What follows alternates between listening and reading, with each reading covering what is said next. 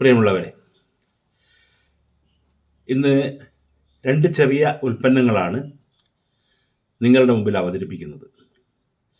കഴിഞ്ഞ 2 ദിവസങ്ങളിലായി 2 പ്രൊഡക്റ്റുകൾ അവതരിപ്പിച്ചപ്പോൾ നല്ല സ്വീകാര്യതയാണ് ലഭിച്ചത്. അതുകൊണ്ട് തന്നെ നമ്മുടെ നിത്യോപയോഗത്തിന് ആവശ്യമുള്ളതും അതേപോലെ വില കുറഞ്ഞതുമായ ചെറിയ ചെറിയ പ്രൊഡക്റ്റുകളാണ് നിങ്ങളുടെ മുമ്പിൽ അവതരിപ്പിക്കാൻ ഞാൻ ഉദ്ദേശിക്കുന്നത്. പലതും ഇന്നോ ഇന്നലെയോ വാങ്ങിയതല്ല, കാലങ്ങളായി ഞാൻ വാങ്ങി ഉപയോഗിച്ചു വരുന്ന വസ്തുക്കളാണ് ഇവിടെ അവതരിപ്പിക്കപ്പെടുന്നത്. അതുകൊണ്ട് തന്നെ അതിൻ്റെ ഗുണവും ദോഷവും ഒക്കെ കൃത്യമായിട്ട് പറയാൻ കഴിയും എന്നുള്ളതാണ് അതിൻ്റെ ഒരു സവിശേഷത. ഇന്ന് ഒരു എമർജൻസി ലൈറ്റാണ്. എമർജൻസി ലൈറ്റ് എന്ന് പറഞ്ഞാൽ ഇത് സാധാരണ ഒരു ബൾബ് തന്നെയാണ്. USB പിന്നുള്ള ഒരു ബൾബ്, സാധാരണ ബൾബ് തന്നെ, ഒരു 6 വാട്ട് ലൈറ്റ് തരുന്ന ബൾബാണ്. നമുക്കിത് പവർ ബാങ്കിലോ അല്ലെങ്കിൽ മൊബൈൽ റീചാർജ് ചെയ്യുന്ന USB അഡാപ്റ്ററിലോ കുത്തിയിട്ട് പ്രകാശിപ്പിക്കാം. ഇതിൻ്റെ ഒരു പ്രയോജനം എന്ന് പറയുന്നത്, നമ്മുടെ നാട്ടിൽ മഴക്കാലമൊക്കെ ആയിക്കഴിഞ്ഞാൽ കറണ്ട് പോകും. ഇൻവേർട്ടർ ഉണ്ടെങ്കിൽ അതിലെ കറണ്ടും തീരും. പലപ്പോഴും രാത്രിയിലൊക്കെ ഫാനിട്ട് കിടന്ന് രാവിലെ ഉണർന്ന് നോക്കിയാൽ ഇൻവേർട്ടറിലും കറണ്ട് ഉണ്ടാവില്ല, കറണ്ട് ലൈനിലും ഉണ്ടാവില്ല.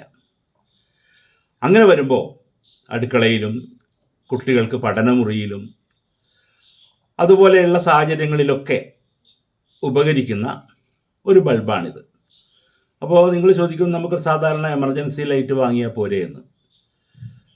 ഇതിൻ്റെ വില അത്രയും തുച്ഛമാണ്. 4 ബൾബിന് ഏകദേശം ഒരു 300 രൂപ മാത്രമേ വരുന്നുള്ളൂ.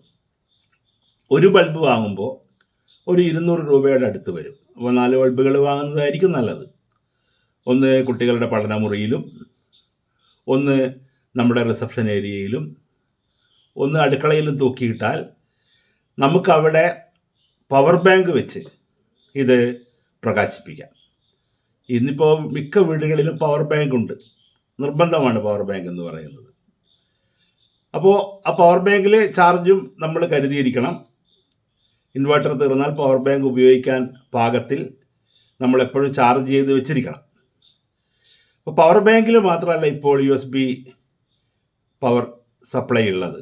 മറ്റ് പല ഇലക്ട്രോണിക് ഗാഡ്ജറ്റുകളിലും, റീചാർജബിൾ ആയിട്ടുള്ള ഗാഡ്ജറ്റുകളിലും ഇത്തരം സംവിധാനം USB മൊബൈൽ റീചാർജിങ് പോർട്ട് നൽകി വരുന്നുണ്ട്. റേഡിയോ, എമർജൻസി ലൈറ്റ്, അതുപോലെ റീചാർജബിൾ ഫാൻ, ഇങ്ങനെ പല ഉപകരണങ്ങളിലും നമുക്ക് മൊബൈൽ റീചാർജ് ചെയ്യാനുള്ള സൗകര്യം ഉണ്ട്. അതൊക്കെ ഉപയോഗിച്ച്, ഇപ്പോൾ ലാപ്ടോപ്പ് ആണെങ്കിലും അല്ലെങ്കിൽ മൊബൈൽ തന്നെയാണെങ്കിലും ഉപയോഗിച്ച് നമുക്ക് ഈ ബൾബ് പ്രകാശിപ്പിക്കാം. നല്ല പ്രകാശമുണ്ട്. നമ്മുടെ ഒരടുക്കളയിൽ വേണ്ട വെളിച്ചം, അതുപോലെ തന്നെ കുട്ടിക്ക് വായിക്കാൻ പഠനമുറിയിൽ വേണ്ട വെളിച്ചം നൽകുന്ന ഒരു ബൾബാണിത്.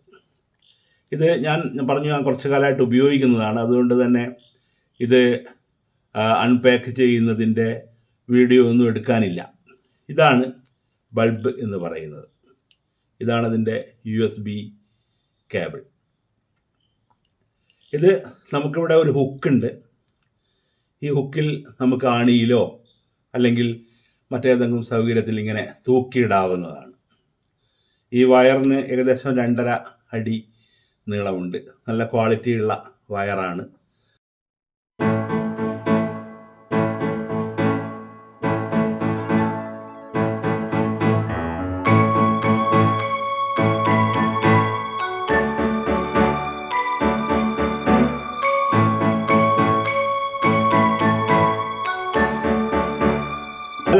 മിനിമം 4 എണ്ണം വാങ്ങണം. അപ്പോൾ 299 രൂപയാണ്.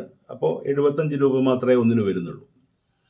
നമ്മൾ സാധാരണ മാർക്കറ്റിൽ നിന്ന് വാങ്ങുന്ന ഒരു ബൾബിൻ്റെ അത്ര വില മാത്രമേ ഇതിനും വരുന്നുള്ളൂ. അതിൻ്റെ കൂടെ ഈ വയറ് കൂടെ ഉണ്ടല്ലോ.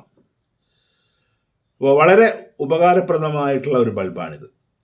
ഇത് നമ്മൾ സാധാരണ ഒരു 20,000 mAh ഉള്ള ബാറ്ററി ആണെങ്കിൽ ഒരു 13 മണിക്കൂറോളം നമുക്ക് കത്തിക്കാം. നമ്മുടെ എമർജൻസി ലൈറ്റ് അത്രയൊന്നും സമയം കത്താറില്ല. ഒരു 3 മണിക്കൂർ ഒക്കെ മാത്രമേ, അല്ലെങ്കിൽ പരമാവധി ഒരു 5 മണിക്കൂർ വരെയൊക്കെ എമർജൻസി ലൈറ്റ് പ്രകാശിക്കാറുള്ളൂ.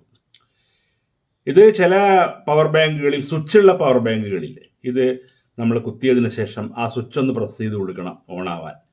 അല്ലാത്ത പവർ ബാങ്കുകളിലൊക്കെ ഡയറക്റ്റ് കുത്തിയാൽ തന്നെ പ്രകാശിച്ചോളും. രണ്ടാമത്തെ ഉൽപ്പന്നം, ഒരു എലിയെ പിടിക്കാനുള്ള, വീടുകളിലൊക്കെ ഇപ്പോൾ എലികളുടെ ശല്യമാണ്. എല്ലാ വീടുകളിലും എലികളുണ്ട്, വലിയ എലികൾ. നമുക്ക് ഇപ്പം എലിവിഷം വെച്ച് എലികളെ കൊല്ലുന്ന പതിവുണ്ട്. എലി കത്രിക ഉപയോഗിക്കാറുണ്ട്, എലിപ്പെട്ടി ഉപയോഗിക്കാറുണ്ട്. ഇതിനൊക്കെയുള്ളൊരു പ്രയാസം എന്ന് പറയുന്നത്, എലിവിഷം നമ്മൾ വെച്ചാൽ ഈ എലി ചാവുന്നത് മറ്റെവിടെയെങ്കിലും പോയിട്ടായിരിക്കും. എവിടെയാണ് ചത്തത് എന്ന് നമ്മൾ മണം തുടങ്ങുമ്പോഴാണ് ആലോചിക്കുന്നത്.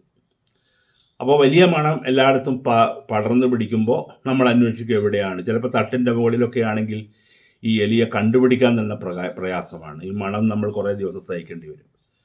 പലപ്പോഴും ഈ വിഷം തിന്ന പരക്കം പാച്ചിലിൽ ചിലപ്പോൾ കിണറ്റിലോ അതുപോലെയുള്ള സ്ഥലങ്ങളിലോ പോയി ചത്താൽ അത് കൂടുതൽ പ്രയാസമുണ്ടാക്കും. എലി കത്രികയുടെ മറ്റൊരു പ്രയാസം എന്ന് പറയുന്നത്, ഇതിൻ്റെ കഴുത്തൊക്കെ മുറിഞ്ഞ് ചോരയൊക്കെയായി ഈ എലി കത്രിക കഴുകാനൊക്കെയുള്ള ഒരു വൈഷമ്യം. പിന്നെ എലിപ്പെട്ടി ആകുമ്പോൾ നമ്മൾ ഡയറക്റ്റ് കൊല്ലണം. എലിപ്പെട്ടിയിൽ കുടുങ്ങിയ എലിയെ നമ്മൾ കൊല്ലണം. പക്ഷേ ഇവിടെയുള്ള ഈ ഉപകരണത്തിൻ്റെ ഒരു പ്രത്യേകത എന്ന് പറയുന്നത്, ഇത് രക്തം പുറത്ത് വരുന്നില്ല. ഒരു പ്ലാസ്റ്റിക്കിൻ്റെ, നല്ല ബലമുള്ള പ്ലാസ്റ്റിക്കിൻ്റെ ഒരു ഉപകരണമാണ്. അതിൻ്റെ മുകളിൽ ലോഹത്തിൻ്റെ ഒരു സ്പ്രിങ്ങും അനുബന്ധ സാധനങ്ങളും ഉണ്ട്. പക്ഷേ ഇതെന്ത് തന്നെയാണെങ്കിലും നമ്മൾ ഉപയോഗിക്കുമ്പോൾ വളരെ സൂക്ഷിക്കണം. എലിവിഷമാണെങ്കിലും എലിപ്പെട്ടിയാണെങ്കിലും എലി കത്രികയാണെങ്കിലും ഉപയോഗിക്കുമ്പോൾ വളരെ ശ്രദ്ധിക്കേണ്ടതുണ്ട്. അതേപോലെ തന്നെ ഇതും ശ്രദ്ധിക്കണം.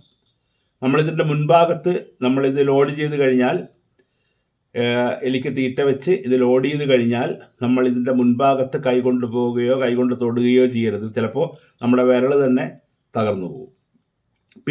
അതിൻ്റെ പിൻഭാഗത്ത് മാത്രമേ നമ്മൾ പിടിക്കാനും സ്പർശിക്കാനും പാടുള്ളൂ. പിന്നെ ശ്രദ്ധിക്കേണ്ട കാര്യം, കുട്ടികൾ കളിക്കുന്നിടത്ത് ഈ ഉപകരണം ഒരു കാരണവശാലും വെക്കരുത്. ഈ എലിക്കത്രിക ഉപയോഗിച്ച് ഒരുപാട് എലികളെ ഞങ്ങൾ പിടിച്ചിട്ടുണ്ട്. വെക്കുമ്പോഴൊക്കെ എലികൾ കുടുങ്ങാറുമുണ്ട്. ഈ ഉപകരണത്തിൻ്റെയും അതുപോലെ ബൾബിൻ്റെയും ലിങ്ക് ഞാൻ ഡിസ്ക്രിപ്ഷനിൽ നൽകുന്നുണ്ട്, കമൻറ്റിലും കൊടുക്കാം. ആവശ്യമുള്ളവർക്ക് വാങ്ങാമല്ലോ. ഇതാണ് എലിക്കത്രികയല്ല, എലിക്കണി എന്ന് പറയുന്ന ഈ ഉപകരണം.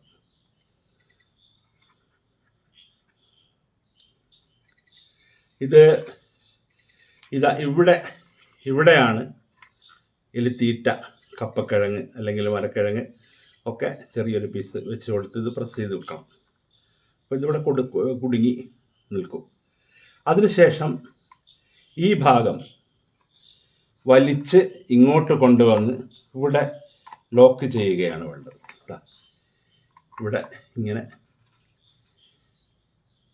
ലോക്കായി, കണ്ടില്ലേ? അപ്പോൾ ഇനി മുൻഭാഗത്ത് എന്തെങ്കിലും സാധനത്തോടെ, ഇത് പിൻഭാഗത്താണ് ഞാൻ പിടിച്ചിരിക്കുന്നത്, മുൻഭാഗത്ത് ഞാൻ പിടിച്ചിട്ടില്ല. ഈ മുൻഭാഗത്ത് നമ്മൾ കൈവെക്കുകയോ അല്ലെങ്കിൽ ഈ സാധനം തട്ടുകയോ ചെയ്താൽ തൽക്ഷണം ഈ സാധനം സ്പ്രിങ്ങിൻ്റെ ബലം കൊണ്ട് താഴോട്ട് വീഴും. എലിയുടെ കഴുത്ത് ഇവിടെ കുടുങ്ങി എലി ചാവുകയും ചെയ്യും.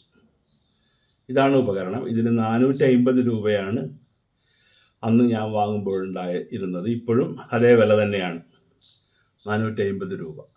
ഇത് വളരെ പ്രയോജനപ്രദമായിട്ടുള്ള ഒരു ഡിവൈസാണ്.